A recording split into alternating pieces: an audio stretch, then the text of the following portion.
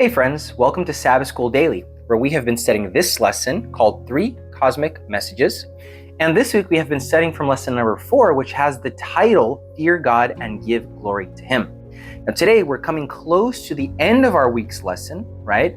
Today's Thursday and tomorrow is our final thought Friday's Sabbath School Daily. So don't miss out on that, where we're going to wrap up this week's lesson.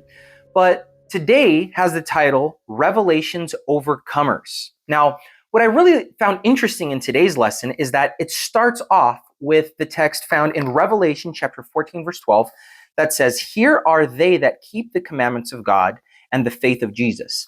And I really like the distinction that the author of the lesson brought regarding the latter part of the verse that has to do with the faith of Jesus Christ. So what's really interesting is that he made this distinction between the faith in Jesus Christ and the faith of Jesus Christ, right? And so that with the combination, here are those that keep the commandments of God and the faith of Jesus, the distinction is drawn on those who have that keep the faith of Jesus. So what that means is that this text right here is not talking about when we deposit our faith in Jesus, although that is important, right? That is a good thing to do. This text is talking about those who have the faith or the same kind of faith that Jesus had. And that is really important. So when we have the same faith of Jesus, we demonstrate that by keeping his commandments. Now, something that I thought that I felt and I thought that was missing from today's lesson is a verse that's found a few chapters before in Revelation chapter 12, verse 11, which says this, 12 verse 11, it says, "And they overcame him by the blood of the Lamb and the word of their testimony, and they did not love their lives to the death." So what this verse adds to Revelation chapter 14, verse 12, right? This one here was Revelation 12, verse 11, is that we overcome, the way that we overcome is by the blood of the Lamb, right? By the faith of Jesus, right? So what does that mean? Well, the first thing that I would like to draw attention to is that Revelation 12:11 is the geographical center of the book of Revelation. It's right at the middle, the smack-down middle of the book of Revelation, right? It's at the center of it. And the reason why that's important is because Revelation was written in a chiastic form. We mentioned this last week, right? What does it mean to say that Revelation was written in a chiastic way? It means that Revelation from beginning to end, it's very different from our modern day articles and texts and all that stuff. Nowadays, we usually have the beginning of the text being the introduction, the middle of the text being like the content, and the most important part, the wrap up of the text comes at the end, right, with the conclusion. But in a chiastic text, you have an introduction, you have the beginning, you have some content, right, an explanation that's leading up towards a climax. You have the middle section. The very middle is the most important of the text, part of the text. And then you have kind of like you're going up a mountain and then you get to the top. That's the most important part. Then you start going down. And so you have kind of like a repetition or a mirroring of the first body of content, and then you have a conclusion, right? So the most important part is found at the very center, the core. And in Revelation, the middle of the book, the exact middle, is Revelation 12:11. It's the middle verse in all of the verses that says that we overcome by the blood of the Lamb. And the way that we do that, what that means is that when we mirror, when we live, when we exude, when we put into practice the same faith that Jesus had, that's how we overcome. So the question is, what was the faith of Jesus? How was the faith of Jesus? And the lesson provides some verses that further explain that idea. And that appears in Hebrews chapter 4, verse 14 through 16. And I'd like to read that for you so you can understand what we're talking about. Hebrews chapter 4, 14 through 16, that says this, "Seeing then that we have a great high priest who has passed through the heavens, Jesus, the Son of God, let us hold fast our confession. For we do not have a high priest who cannot sympathize with our weaknesses, but was in all points tempted as we are, yet without sin. Let us therefore come boldly to the throne of grace, that we may obtain mercy and find grace to help in time of need."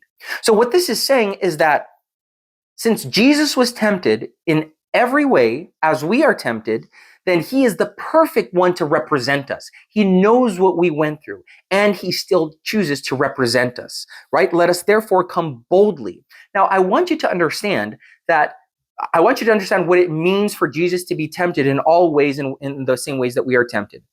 Obviously, Jesus could not be tempted in every single exact form. I'll give you an example because it seems like I'm contradicting the Bible, and that's the last thing that I want to do. Jesus was a man, unmarried man, no children, right? No physical, biological children, living in the ancient Palestine, right? What does that mean? That means that Jesus had temptations that were unique to that situation. And there are temptations that are unique to other situations that Jesus did not have. Jesus wasn't tempted as a woman is tempted. He wasn't tempted as a married woman is tempted, or a single woman is tempted. Jesus was not tempted as a married man is tempted. Jesus was not tempted as a father is tempted. Jesus was not tempted as a Roman or a Gentile was tempted. So you see that there is no way that Jesus could be tempted in these ways because Jesus was born under a very specific circumstance. So what does the Bible mean when it says that Jesus was tempted on all points, just as we are, but without sin? What that means is that the text is going down to the roots of sin, to the roots of temptation. And at the basis of every temptation, at the basis of every sin, is this temptation to rebel against God. There is a temptation to become independent, right? Rebellion against God. It's the rebellion that Lucifer had up in heaven. It's the rebellion that Cain had in the garden. Not in the garden. Well, and after they were expelled from the garden, after Adam and Eve were expelled from the garden, it's the same temptation that Saul had in his life, right? To rebel, to go to have a path that God had for them, and then go down a different path. That is the foundation of sin, the foundation of temptation, which is to know that God has his own will, and yet I go down another path. In the desert of temptation, Jesus was tempted on 3 specific points that really go down into the very foundation of what temptation is, which is the lust of the eyes, the lust of the flesh, and the pride of life, right? So that's where you see that there are things that we see. We know God's will, we know God's law, we know God's way, and yet we go a different way.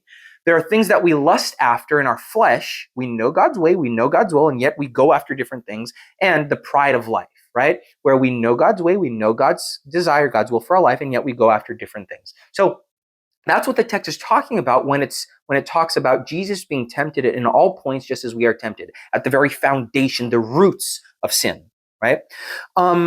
And this is a text that really clarifies how we overcome and what Jesus' faith is. Another text that is really good here, that fits very well, and that is mentioned in the lesson, is Hebrews 7, verse 25, that says this.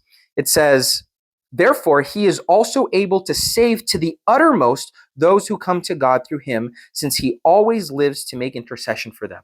So friends, what these texts are telling us is that we have someone in heaven who knows our situation, experienced our situation, yet without sin, he overcame, and because he overcame, we can also overcome. The truth of the matter, friends, is that we don't leave our home each morning to win, to become victorious or to be victorious. We leave our homes every morning with victory guaranteed. We don't win, friends, as Jesus won. We win because he won. That's the secret. Because Jesus was victorious, because Jesus overcame, we can then also overcome. Not as he, but because he. And automatically, because he won, we win, right? We overcome as Jesus overcame. So I hope that distinction was made clear. It does become a bit confusing, at least the terminology does, but we leave each morning from home already victorious because Jesus has already claimed the victory. I hope that the study of this lesson went a long way into encouraging you in Christian victory. I know that sometimes we fall and we feel discouraged and we feel that we have been overcome. But the truth, friends, is that we don't lose the battle when we fall. We lose the battle when we're convinced that we cannot stand back up.